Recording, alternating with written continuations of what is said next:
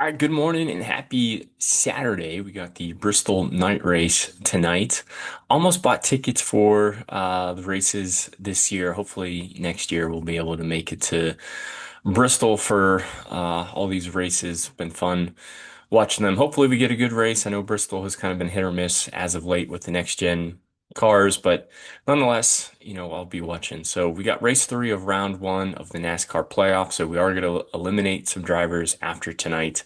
We do have a 500 lap race. So this is going to be a very high scoring slate. It only takes them like 15, 16 seconds to get around the track. So because of that, it's really just trying to lock in as many lap leaders as you possibly can. If you don't have those lap leaders in your lineup, it doesn't really matter what the rest of your line does because you will not have a chance of, hitting that cash line. So really, to me, it comes down to, finding your favorite lap leaders and then just trying to figure out, what value plays you can build around them. So, how am I going to determine that? I think honestly, you can look at practice a little bit, but really, I just want to look at how these teams have run at Bristol, specifically on the concrete version, not the dirt version, try to get a good understanding. So. Any driver in blue is going to be a playoff driver, just so you are aware. We got two drivers in the 11K range. We got Larson and Hamlin, basically 1A, 1B. We've run five races here. Larson has won two of those, and Hamlin has won the other two. So both of them have multiple wins here. Larson in the five races here, like I said, he's won twice. He's finished in the top five every single time. He has a series best average finish of 2.8 and is also a series best of 946 laps led over those races. So starting fifth, just based off track history alone, great chance of him getting out front and leading laps. And then you also have Denny Hamlin. He also has two wins, four top five finishes, and is another one of the drivers who has finished top 10 in every single race here at Bristol. His average finish isn't that far behind with 3.5, 305 laps led. So I like both of them. I think you can play one of them. You could probably play both of them together. Based off track history, Larson and Hamlin look like the two best options. But if you look at practice, Blaney actually had one of the better cars, if not the best car in practice. He was the quickest in the 15, 20, 25, and 30 lap practice, averages. He also starts on the front row, so he has an easier path per se to get out front and lead laps than Larson and Hamlin do. Now, Blaney doesn't have as good of track history as Larson and Hamlin, but I really like Blaney a lot tonight as well. So those are probably going to be my drivers that I'm highest on in terms of lap leaders and playing different combinations of them. But if I had to pick, I'd probably would lean on Larson and Hamlin just based off the track history. Bell's solid, too. He doesn't have the wins like Hamlin and Larson, but he's the only other driver in the field that has finished top 10 in every single next gen race here. So average finish of sixth. He also has a second best 359 laps led. So likely won't see the same amount of ownership that Hamlin, and Blaney does, but Bell really isn't that far off. So I like him for tournaments. I think he's another guy you can mix and match as a potential lap leader. Briscoe, the only reason I could see playing Briscoe is if we get a scenario where there's only maybe one or two drivers that completely just dominate and take over this race. Like say Larson goes out and just leads, 260 something laps, maybe if that's the case, it doesn't allow for drivers like Hamlin, Blaney, and Bell to get those laps led, and it allows for Briscoe, to potentially outscore those guys, assuming that he can move through the field and get a top 10 finish. So yes, Briscoe is a place differential play, but for me, I would much rather play Larson, Hamlin, Blaney and Bell over Briscoe. But if we get a scenario where only one of those guys kind of takes over and leads a bulk of this race, you're going to want to pair them with, some place differential plays, and Briscoe definitely fits that. So I don't mind him. He's just super expensive to pay for a place differential play. There's much cheaper PD plays you can land on. Byron's just the guy I'm just kind of not getting to. In the five races here, he's led no laps, average finish of 14th. So starting seventh, I just don't really see a path for him, to hit the optimal lineup tonight. I do like Chase Elliott a lot, though.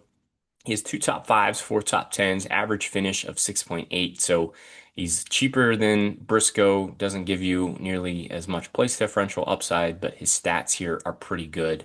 I feel pretty confident in Elliott to get a top 10 tonight. Logano has really struggled at Bristol, specifically in the next gen era. In the five races here, he has an average finish of 27th with only five laps led. So, yes, he does give you some PD upside, but I'd much rather play Elliott with the track history. I think Bubba Wallace and Ty Gibbs are similar GPP plays where they both have, good starting position, good track position. I don't know if either of them can get out front and lead laps, but I think both of them have cars to run fast laps and run inside the top 10. And if you're able to do that, based off of how you come off pit road or strategy or when the cautions fall, there's a good chance these guys could get out front and lead laps as well too. So I like Wallace and Gibbs as tournament options. Reddick's a guy I'm not getting to either. He has zero top 10 finishes here in the five races with an average finish of 21.6. Chastain and Bowman, I think, are similar, plays. They give you a little bit more place differential safety than Bubba Wallace and Ty Gibbs.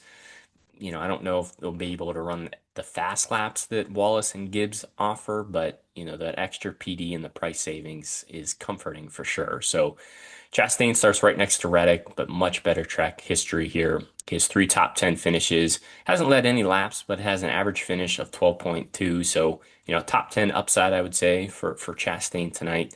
Bowman's very similar. He ran really well here in the spring race. He has a top five, two top tens, and 76 laps led over those, five races. Now he did DNF two times, so if you look at his average finish, it's probably skewed compared to where it should be. So maybe that keeps his ownership a little bit lower. Bowman has also not been running the best as of late, so that's a little bit of a concern. But I put him in the same category as Chastain with a guy that can probably get inside the top 10. Kyle Busch, I feel like is going to be a little bit of a trap play for me. When we used to come to Bristol, it was like lock in Busch and build around Busch, but times have really changed, especially in this next gen era, and RCR in general just is not running well. So Kyle Busch starts deep in the field. Yes, he gives you some place differential upside, but man, this team has just been really hard to play all season long. I would much rather go down to the 7K range and target all three of the RFK cars. I really like the RFK cars tonight. I think you get a lot of great value from all of these guys.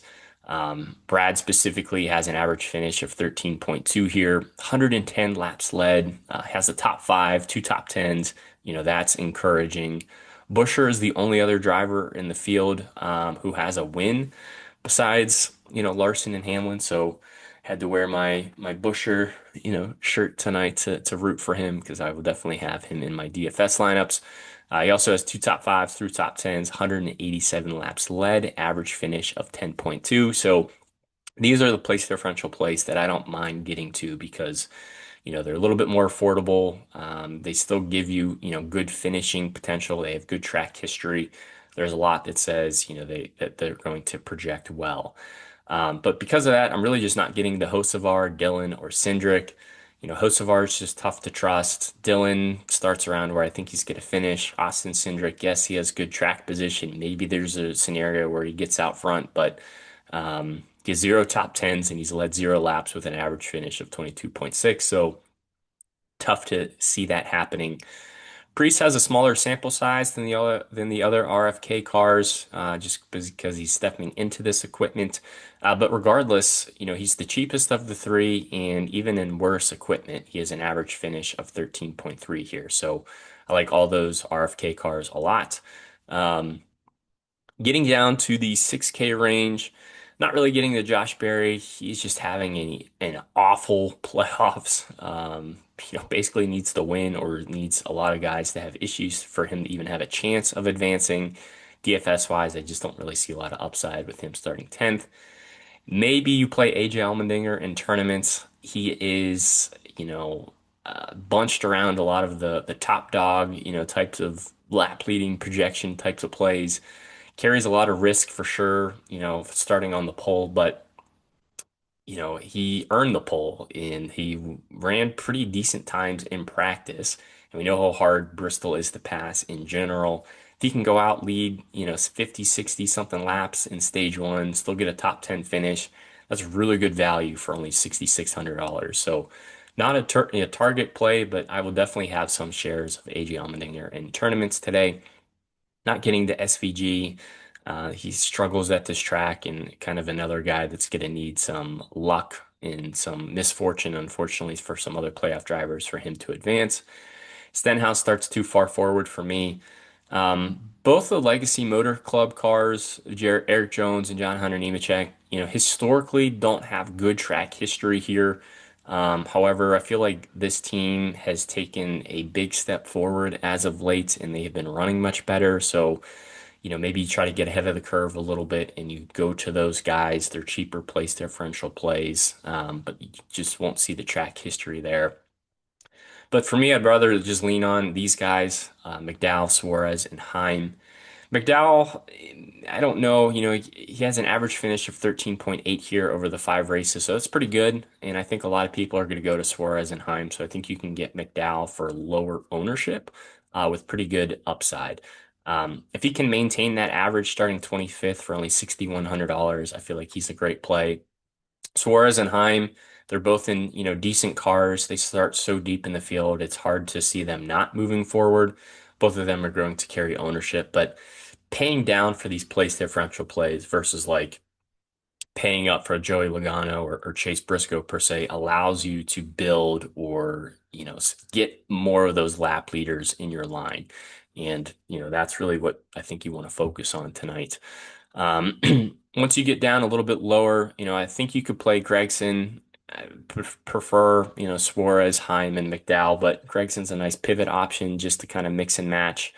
Maybe you play your 2 to 3, primary lap leaders and you build one line with Suarez, you build one line with Heim, one line with Gregson, so on and so forth. That's typically what I like to do when I'm building multiple lines is find my core guys and then just do little slight pivots and tweaks here and there. Haley's interesting. He was quickest in the 5 and 10 lap averages in practice, also was quickest in the single lap. Decent track history here with a 19.8 finish relatively compared to where he's priced around, but more of a tournament play for me. I don't really think that speed will translate to the race tonight. Zane Smith was also pretty strong in practice. He was actually sixth in the 10 lap and fourth in the 15 lap. So also gives you a little bit of extra PD spots, a little bit more of a tournament type of play, but likely again, we'll see less ownership than, the Suarez's and the Heims. Todd Gillen, I think you can throw within Noah Gregson. Prefer other guys, but he's just a cheaper guy. So, if you can go from Suarez down to Gillen and that allows you to upgrade, a value play to a lap leader, I think it's worth it. Not really getting the Austin Hill or Cole Custer. I just prefer the other, punt plays down here.